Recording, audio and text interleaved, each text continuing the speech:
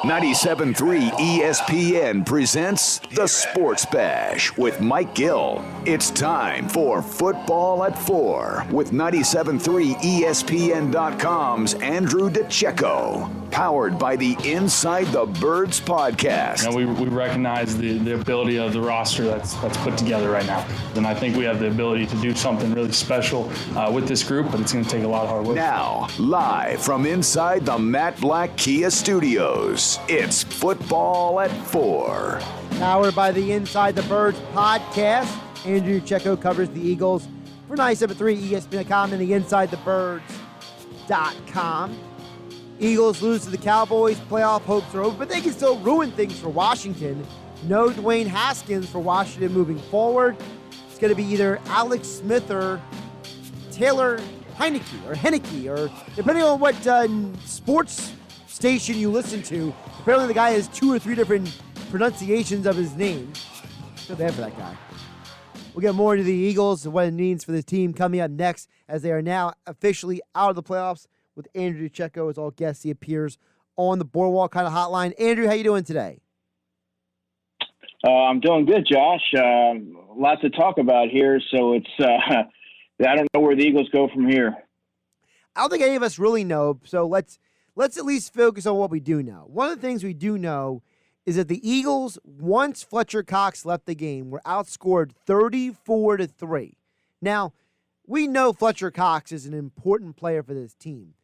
But getting outscored 34-3, how much of that really was the defense and how much of that was the offense failing? Well, I think it was a culmination of things. I mean, what we saw yesterday was a 2-week Band-Aid that can no longer mask the litany of deficiencies on that football team. Look, the offensive game plan was largely flawed, and Pederson again struggled to combat Dallas' second-half adjustments. The team demonstrated a lack of readiness and discipline again. An undermanned defense didn't help themselves with missed tackles and blown assignments. By the time Jim Schwartz adjusted and got Michael Jaquette out of the game, it was too late.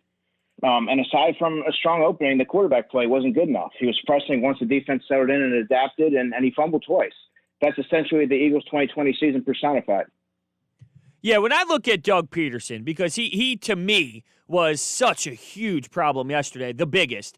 4-6 2 years ago, 5-7 last year, and they battled back. It was great. They find the ways to win 4 straight games or win a bunch of games to put them in playoff contention. This year, they fell short of that. Is this what Doug Pederson is? This is what he does. He fall behinds early, and then he rallies the troop, which, give him credit, the troops do rally in terms of staying involved with his, mentality and his message, but it's not sustainable. No, it's not sustainable, and he routinely struggles to make these adjustments, and you have to wonder, is his voice getting stale? Is that message no longer resonating in that locker room? You can only kind of just have to play December football and have your backs against the wall so many times before teams are like, okay, eventually that's not going to work. That's not a winning formula. And, in my opinion, I think it's time for a change at the head coaching spot, and I don't know if that happens. Ultimately, if you listen to Doug Pederson today, he seemed pretty confident that he was going to be back. But, I think it's best for everyone involved if they move forward with a new head coach. How much do you really think, though, is Doug, and how much of it is things outside Doug's control? Because I just have to wonder, I always ask this question when it comes to sports. Yeah, okay, you fire fill in the blank coach, but is the person you're replacing him with actually going to be better than said coach? And I'm really worried that if the Eagles were to move on from Doug, do you get a guy in here and that guy falls flat on his face? Yeah, well, there's always going to be that concern, Josh, when you any head coaching positions. But otherwise, if you have that mindset, why make a coaching change at all in any franchise? There's always going to be that risk that grass may not always be greener on the other side of the fence. But I think right now, when you look at some of the things that they can do, their hands are certainly tied with what they can do with Carson Wentz. And I think you need to get a new head coach in there, get a new voice, bring a new staff in there. And, depending on who you're moving forward with, getting kind of rehabilitating in the case of Carson Wentz, and, maybe just reaffirming some things that Jalen Hurts does well, and working on some of the things that he doesn't do well, such as ball security and pressing like he did yesterday. So I think that's what's needed for this football team. Is there a name out there that intrigues you? Of course, Bieniemy is one, and a lot of people are starting to pick out at some of the Kansas City coaching staffs. But is there a name out there? Because everyone's going to be in play for a Bieniemy. So, just is there a name out there for you? Yeah, I like Brian Dable with the Buffalo Bills. I think he's done a really nice job with Josh Allen. Arthur Smith with the Tennessee Titans. He was a first-year play caller, I believe, last season, and you saw what he's done with that. I think he's ready to take that next step. The guy who I really like is Mike Kafka, the OC for the Kansas City Chiefs. But, why would he move? I don't necessarily know if he's ready to make the leap yet, and why would he move to come over here for an offensive coordinator position? He's being groomed in Kansas City, I think, to be Andy Reid's eventual successor. So those are just a couple of names for offensive coordinator. I like Graham Harrell, the OC at USC. Andrew DiCecco joining us here on the Boardwalk on the Hotline here on Football at 4, powered by the Inside the Birds podcast. You can follow Andrew on Twitter at @DiCecco NFL. Andrew, speaking of the coaches, we were talking with Scott Grayson an hour ago, and he mentioned he thinks Doug Pederson keeps his job, and maybe Jim Schwartz loses his job. Do you have a personal perspective on who you would rather keep if you had to remove one of them from the picture? Would it be Schwartz or would it be Pederson? Well, and I can certainly see where Scott's coming from there, but you have to look at Jim Schwartz and what he's had to work with. He was playing with Michael Jacquet out there. He was playing with Kayvon Wallace, Mark Epps, Joe Bocci, who a lot of people don't even know who number 59 was, T.Y. McGill. That's not necessarily players that you want out there for 5 snaps a game, let alone, the amount that they were playing, 18 to 20, and in some cases more. I think he's done a decent job masking some of the areas of the deficiencies and making it a respectable defense. There's a lot of smoke and mirrors involved with Jim Schwartz, but I think if you're picking between the two, I think it's got to be Doug that you have to look to move on from, because the overall structure of the team, and their lack of readiness, their undisciplined play that continuously happens, I think you have to look at Doug. I would agree with you. With Jim Schwartz, everyone sees the 37 points and they say, the loss is on the defense. But it's pretty damning to see you score 14 points early and then on this specific defense only be able to get 3 more points. It just can't happen. But you mentioned the lack of discipline. And Isaac Seumalo had a couple penalties. Zach Ertz had a couple penalties. And with Fletcher Cox, he's someone who stands out to me as someone who will battle through injury. But with the stinger, with the season on the line, I'm not questioning his toughness because he's in that category of Kelsey, Lane Johnson to me where he battles through things. But you look at some of the veterans in this core, and it's a little concerning to me to know that there was a little bit of lack of discipline with those guys specifically. Yeah, you're right. And I guess it's fair to wonder if some of those guys may have checked out. You're seeing these errors coming from veteran players. This is a playoff game for this team. This is a must-win game. And to come out and execute so poorly, that speaks to just the overall lack of discipline and that all stems from the head coach. You can't have veteran players routinely make these mistakes. It's going to happen here and there, but there was one point where it was just back to back to back. It's like, what's going on here? It was like you're stuck in neutral. There was a few weeks ago, Broads and I were on the air together, and I threw out the bizarro world theory of what if you kept Jim Schwartz, made him the head coach, and brought in an offensive coordinator, and Schwartz would do the OC what Doug has done to Jim, which is say, hey, you run the offense, I'll take care of the defense, and maybe that job would be appealing to someone like a Graham Harrell or someone to say, listen, the offense is all yours, just let me run my defense. I think that would not be the best route to go, getting a retread.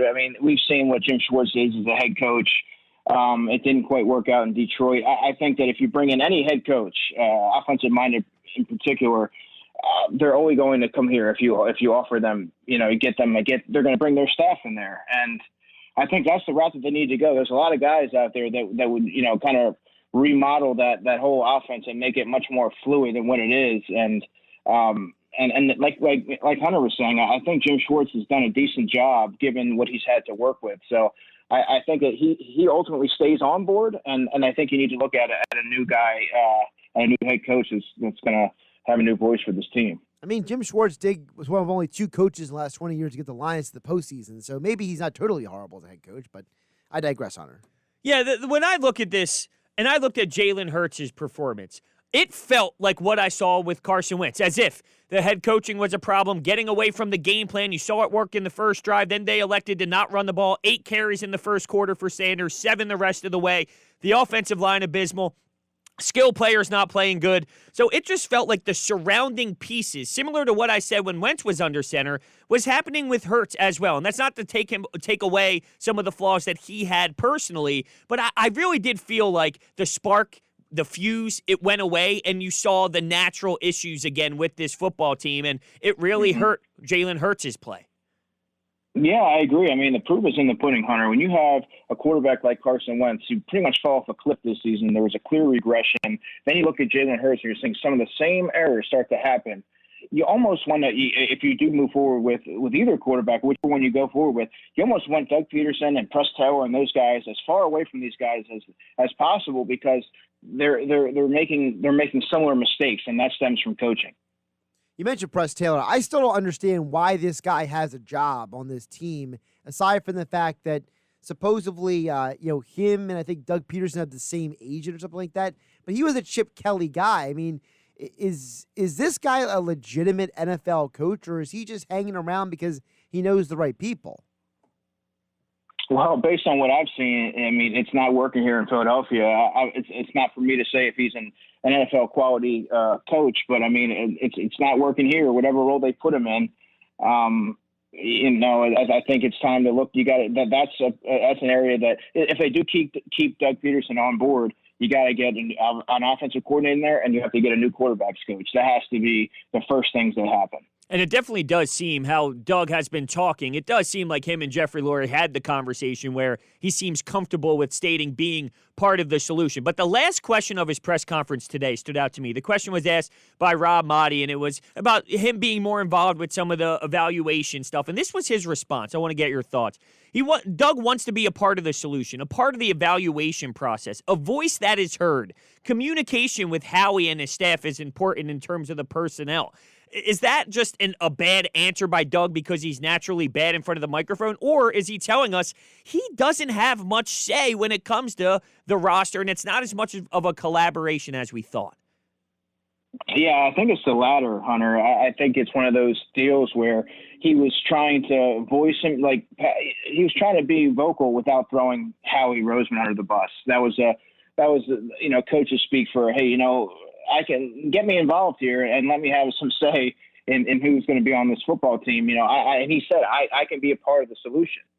And that's kind of how I took that, is give him a little bit more say, a little bit more authority in who he can have on his football team. And he believes that he can steerhead it, helps redirect it in the right direction.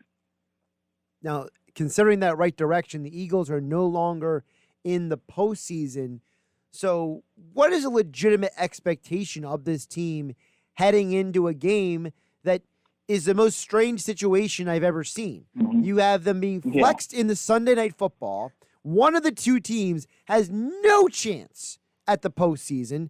So it all to the purpose, the Eagles could just go out there and be like, we're not playing anybody and hand Washington the division. Or they could turn around and say, we're going to play everybody. We beat the Washington. We take them out of the division, but it means nothing for us. I mean, what is a legitimate expectation of this team as we're 6 days away from arguably the most important meaningless game in the history of the franchise? Yeah, I mean, it's going to be Jalen Hurts going up against Taylor Heineke. And I saw earlier today that Terry McLaurin has a high ankle sprain. So that's their top receiver. That's one of their. He's in a walking boot, Andrew. He's in a walking boot. I mean, what the heck's going on here? And that's one of the guys you're going to tune in to see, of course, and Antonio Gibson over there. But I mean, it doesn't make any sense. I mean, if I had to guess, Josh, what I think is going to happen, they're not just going to go out there and make it a preseason finale. I think that they're going to make it more like the dress rehearsal, a third preseason game where you see the starters play a decent amount, and then you're going to see them start to kind of give way for some of these young guys, these Michael Jacquettes, the Joe Bocci's, the Sean Bradley, if he's available. Davion Taylor might be available next week. Kayvon Wallace, Marcus Epps, Elijah Riley, the backup safety. I think you're going to see some of those guys start to get worked in there so that they have some tape on these guys, this game action, and they can see where they're at and they can evaluate from there. All right, you mentioned the young guys. What have you seen out of Jalen Reagor, because I was someone who was intrigued by his skill set. Everyone wrote him off because he wasn't Justin Jefferson without even seeing him play. That bothered me. I said, give the kid some time, and I'm not writing him off. But I think it's fair to say, even though he had an injury, he has been very underwhelming. And I don't know if you see something in the route running, but it does seem like there's always this miscommunication, as if he's not giving it his all or he's not breaking the right way. There is something off with Jalen Reagor. So what do you see? Well, I agree with you. I remember before the season, you and I were very intrigued by Jalen Reagor. I actually thought that he was going to be utilized similar to how the 49ers used Deebo Samuel. Obviously, that hasn't happened. Some of that's on Jalen being injured, and some of that is just flat out he's not making the plays when he's in position to make the plays. He doesn't have the necessary play strength. He gets squeezed on these vertical routes. He doesn't fight for position with the football. You saw yesterday when he got the ball in open field, he's supposed to be an open field specialist. He had a convoy of blockers in front of him, and he ran right into the tackle. When I look at Jalen Reagor, I don't see a first-round talent. I just don't see that special quality. Do you expect every first-round pick to go out there and be a Justin Jefferson? Of course not. But you at least want to see some flashes of somebody who's special, and I'm just not seeing that from Jalen Reagor. He's not running NFL. He doesn't look like he's ready to run NFL routes. And his body language is terrible. And these are areas of concern when you're evaluating your first round pick. I mean, to me, that he could have been that what you're seeing on the field, you could get that in the third or fourth or fifth round. I mean, Quez Watkins is a more explosive player at this stage in both of their careers. So then how much of what we're seeing from Reagor also falls back on coaching? Because you mentioned Reagor's body language. We saw Matt Pryor not once but twice but 3 times have false starts. Sayamalo in the dumbest hold I've seen this season. I mean, how much of the problems we're seeing from the players with the body language and the mistakes also should fall on the coaching? Yeah, but in regards to Reagor, I mean, his immediate, the guy who he reports to is Aaron Moorhead. And how many times are you going to keep swapping out receivers coaches? I believe they went through 6 in 6 years before you have to look at, is it a coaching issue or is it a talent issue? Is it an evaluation issue? I mean, in the case of J.J. Arcega-Whiteside, I think it was a poor evaluation for sure. And I think that when you look at Jalen Reagor, some of the mistakes that he's making, I mean, you're not seeing guys like Quez Watkins make those mistakes. And he was a 6th round pick. Jalen Reagor just doesn't seem like a polished product. And I don't know if there's any kind of coaching that can solve, poor body language. And, Jalen has to want to get better. And he seems like a hardworking kid. And this offseason is going to be extremely telling. But, it's hard to put all that on coaching, and you have to give some of the accountability to the player. Keeping it with the wide receivers, DeSean Jackson, this debacle. One play, it's outstanding. You get the home run hit. He does the front flip in the end zone. You never see him again. What is this DeSean Jackson debacle? Yeah, as soon as I saw that play, as soon as I saw him do that flip, I said, well, I guess we're not going to see him again because, knowing his history, you're like, well, I guess we'll see DeSean in another uniform, and thanks for the memories. But he played 20 snaps. Doug Pederson said that the flip didn't translate to his soreness that held him out for the majority of that game. But I think the DeSean, you can close the book on the DeSean era here in Philadelphia. I think that's kind of run its course. It wasn't what either party really expected to get out of the reuniting. And I think that you just gotta make way for these younger players and thank him for his time and what he's done for the franchise and move on because it's just not working out. Yeah, for me, I think the more important takeaway from what's happening with DeSean here in this last game and Fletcher is the message. So Fletch, it's all right, take your pads off. With DeSean, it's all right, you're going to sit down. The message sent to these younger players, to the team, is we're in a playoff spot. You guys, hey, take a seat. You're off for the night. I mean, what type of message is that? That's what bothers me. Don't you want to go out there and compete, show everybody else that this is a game that matters? It didn't seem like the sense of urgency was there from the veterans, and to me, that is such a big problem. Yeah, it is, and you can even look further back when Jason Peters went into Doug Peterson's office and said, he wanted to play, left tackle, or he wanted to raise, whatever it was. And, you just have a lot of entitlement with some of these veteran players. And I think that it sends such a poor message to a young player. We talked about Jalen Reagor's body language. Well, how do you think something like that is going to resonate with a young player? Some of these veterans need to lead by example, and you're not necessarily seeing that. And I think that whole leadership, that goes back to what we were talking about in the open. That goes back to it's all tied directly to the head coach and the message that's being told to the locker room. Andrew DiCecco, Football at 4, powered by the Inside the Birds podcast. You can follow Andrew on Twitter at DiCecco NFL. Also check out all of his coverage of the Eagles at 97.3 ESPN.com and InsideTheBirds.com. Now, Andrew, you also cover the NFL draft. So with all that being said, currently the Eagles are projected to hold the 6th overall pick in the 2021 NFL draft. I've seen 2 mock drafts that say the Eagles would be taking Patrick Surtain from Alabama. Now, I love the pick because I think Surtain is the best corner in college football. But you cover the NFL draft. You've been doing it for years. How do you feel about Surtain? And is there another person who would be available at 6 overall that would intrigue you possibly more? Well, depending on how things shake out this week, the Eagles could have as high as the number 3 overall pick. In that case, I would go with the offensive tackle Penei Sewell from Oregon. Now, at pick 6, I think you need to look at, everyone's enamored with the Jamar Chase and Devontae Smith from Alabama. There's too many holes. You have to go for, in my opinion, cornerback, or maybe a guy like a Micah Parsons, because the Eagles right now, just look at the depth chart. They have no building blocks on defense. They have 0 building blocks. Everyone that's there, that's a prominent player on that unit, is on the back end of their NFL careers, or on the back 9. So I like Patrick Surtain. I also like J.C. Horn from South Carolina. Surtain is just an instinctive, nosy defender. He can cover, he can flip his hips and run, and he has that. His father, of course, was Patrick Surtain, and so I mean, I think he's NFL ready and a plug and play guy. He's obviously played at a high level in college, and in my opinion, it's got to be either him, J.C. Horn, Caleb Farley from Virginia Tech. It's got to be one of those guys, because you saw what happened yesterday when you don't have a competent number 2.